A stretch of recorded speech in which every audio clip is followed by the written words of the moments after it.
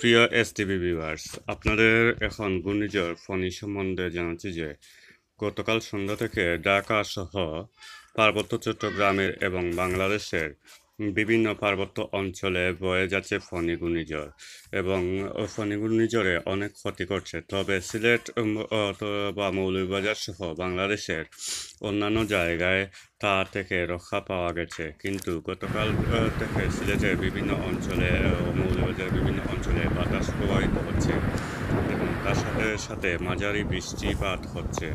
আবহাওয়াবিদরা আংশিক ধারণা দিয়েছেন যে এই ঘূর্ণিঝড়টি ধীরে ধীরে ভুটানের দিকে প্রবাহিত হচ্ছে এবং আরও কিছু ঘন্টার মধ্যে বাংলাদেশে ছেড়ে যেতেও পারে। তবে এর তীব্রতা ধীরে ধীরে কমে যাচ্ছে, যা ঘন্টায় 200 কিলোমিটার ছিল তা এখন 150 কিলোমিটার হয়ে যাচ্ছে। এবং তার সাথে ধন্যবাদ জানাচ্ছি আমাদের এত সময় দেখার জন্য এবং ফণী ঘূর্ণিঝড়ের সর্বশেষ খবর পেতে আমাদের সাথে থাকুন এবং যারা যেন আমাদের চ্যানেলটি সাবস্ক্রাইব করে নিই এখনই করে ফেলুন।